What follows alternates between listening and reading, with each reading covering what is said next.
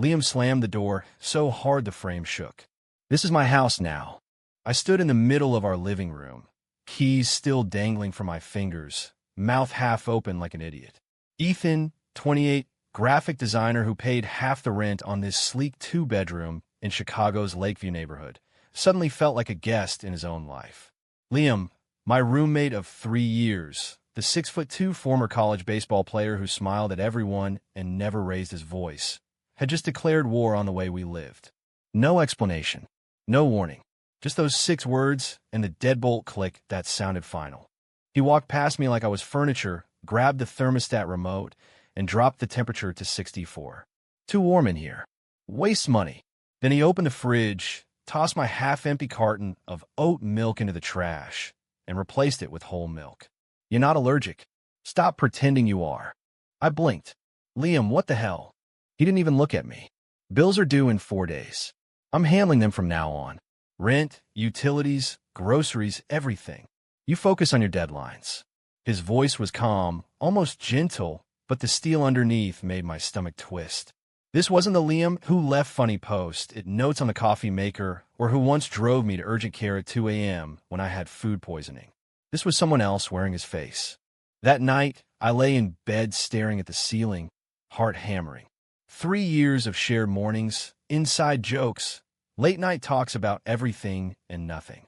I'd hidden how I felt, how his laugh made the room brighter, how I cataloged the exact shade of blue in his eyes, because he was straight, or so I convinced myself.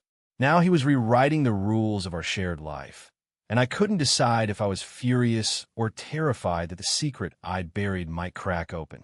The next morning, he had already made breakfast.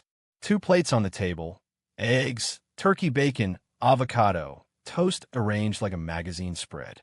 Eat. You skip meals when you're stressed. He sat across from me, forearms on the table, watching.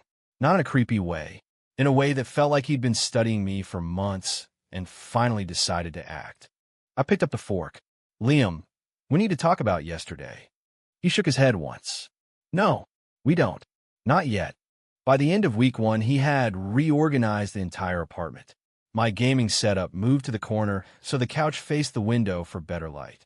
He canceled my streaming subscriptions and replaced them with his own bundle, claiming it saved $40 a month. He even labeled my protein powder in the pantry with a little note. Use before 7 p.m. or it keeps you up. I should have been angry. Part of me was. But another part, the part that had quietly loved him for years, noticed how he remembered I hated the smell of bleach and bought the unscented kind. How he adjusted the shower pressure exactly the way I liked it after I complained once 6 months ago. Control, yes, but it felt like care wrapped in barbed wire. At work, my boss noticed I looked distracted. Everything okay at home, Ethan? I lied and said yes. How could I explain that my straight roommate had become a benevolent dictator overnight, and I was both resisting and leaning into it? Friday night, he came home with 2 bags of groceries and a bottle of the exact red wine I'd mentioned liking once. He cooked salmon, set the table with actual cloth napkins, and poured me a glass before I could protest. Sit. You've been grinding 12-hour days. I sat. The wine was perfect. The salmon was perfect.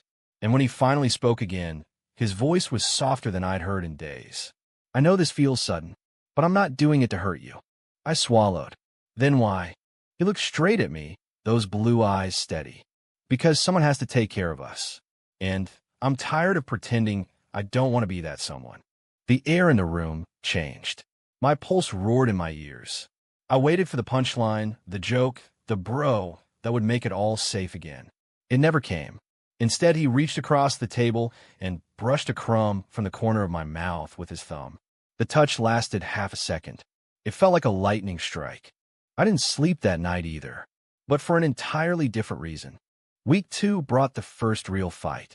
I came home to find my favorite hoodie, faded gray with the Chicago skyline print, missing from the hook by the door. Liam was folding laundry on the coffee table like nothing had happened. I washed it.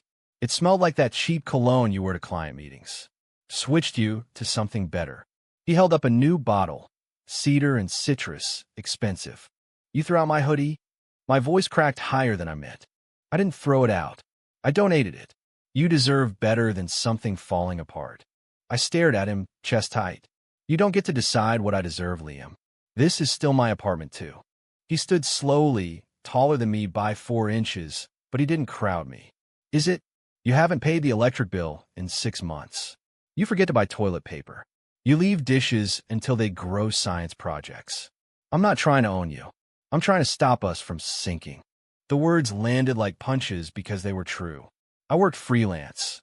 Cash flow was unpredictable. Liam had the steady corporate salary at the tech firm downtown. He'd been quietly covering shortfalls for longer than I realized. Shame burned my face. I grabbed my keys. I need air. He stepped in front of the door. Not blocking, just there. Stay. Yell at me if you want. But don't run. Something in his tone broke me. I yelled. I told him he was controlling, arrogant, that he had no right to rearrange my life like furniture. He listened, jaw clenched, eyes never leaving mine. When I ran out of breath, he spoke quietly. I'm not straight, Ethan. The apartment went silent except for the hum of the fridge. I've known since sophomore year. I just never said it because I was scared you'd leave. Then last month my dad had a heart attack, and I realized life is too short to keep pretending I don't want this life with you. So I started fixing what I could control. The bills, the food, the space. Because if I could make our home safe, maybe I could finally risk telling you the truth. My knees felt weak. You kissed the air near my mouth last week. That wasn't an accident. No, he said. It wasn't. I didn't kiss him back that night. I was too stunned, too scared of what it would mean. But I didn't leave either.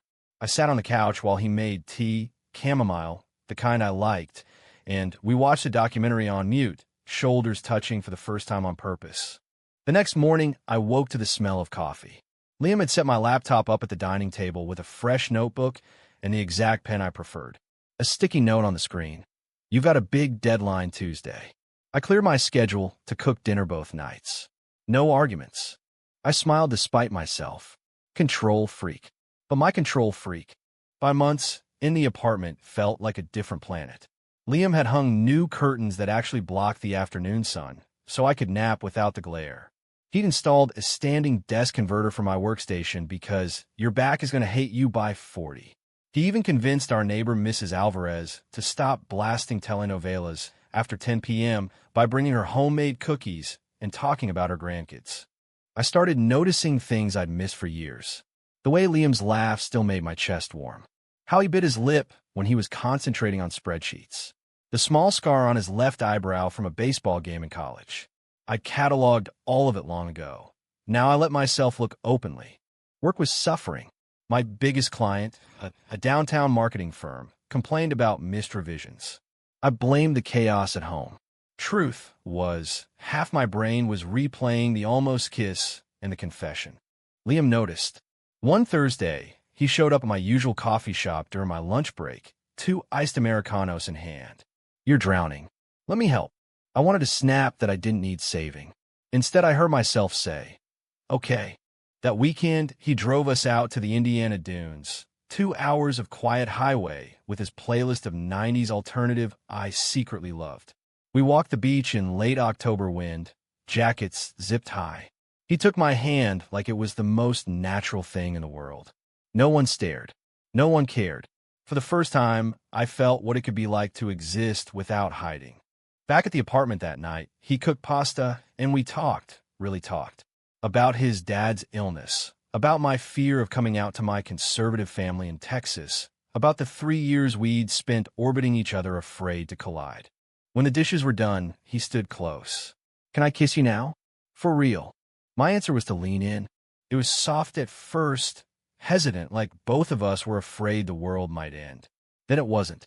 His hand cupped the back of my neck. Mine gripped his shirt, and 3 years of unspoken want poured out in one perfect, terrifying moment.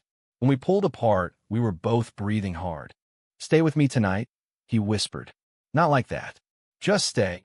I stayed.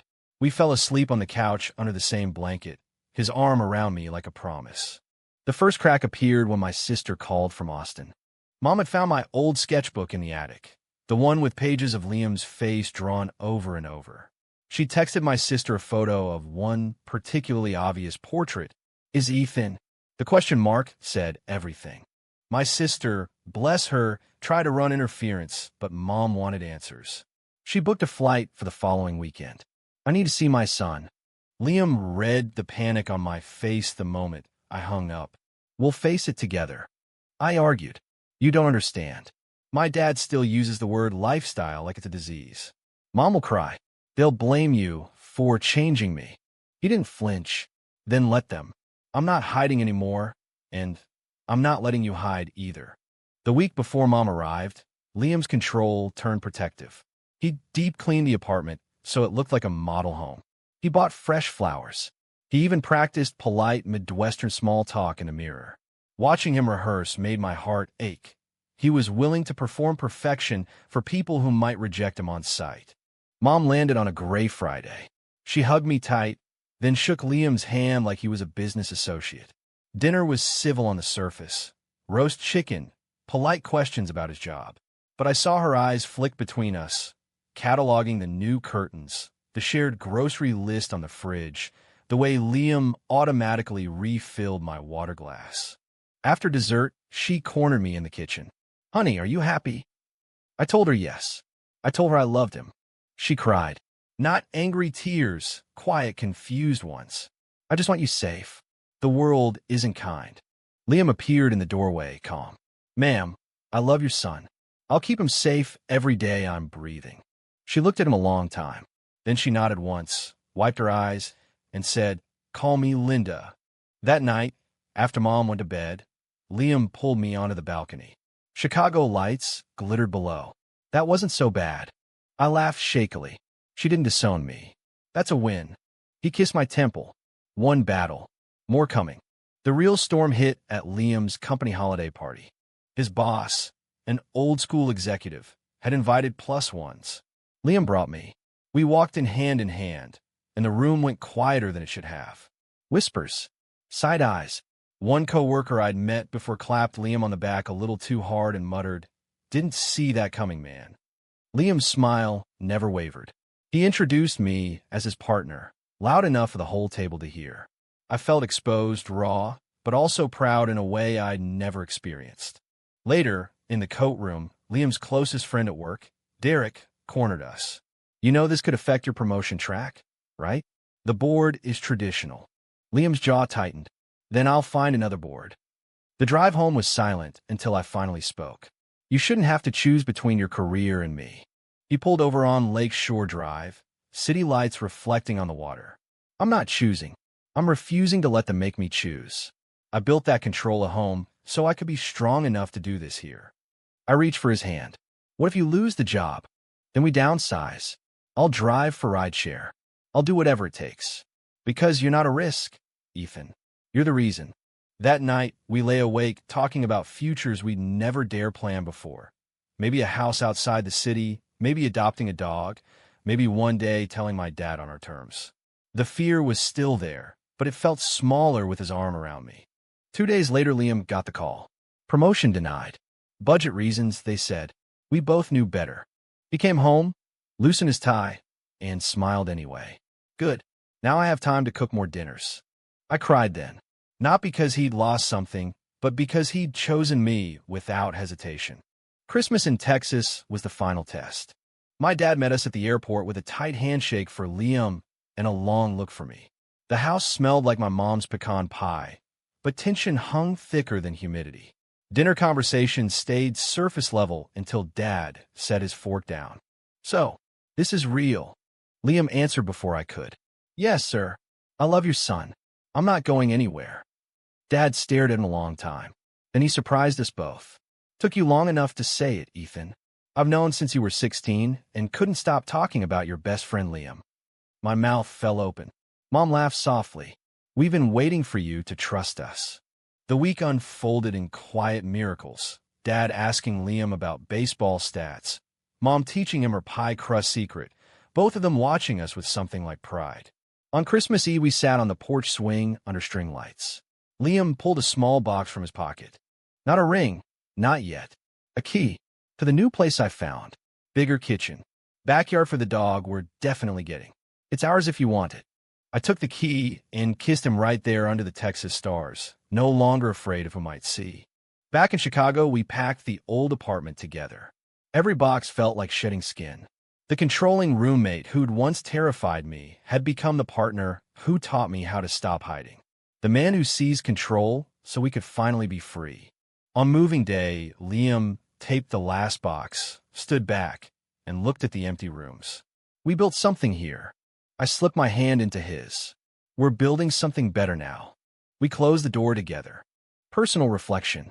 Watching Ethan and Liam's journey reminded me that real love often arrives wearing unexpected armor, control masking fear, rules hiding vulnerability. The lesson isn't to surrender your voice, but to recognize when someone's heavy hand is actually reaching for yours. Trust the people brave enough to rewrite the rules for your happiness, and be brave enough to rewrite your own. Sometimes the scariest takeover is the one that finally sets you free.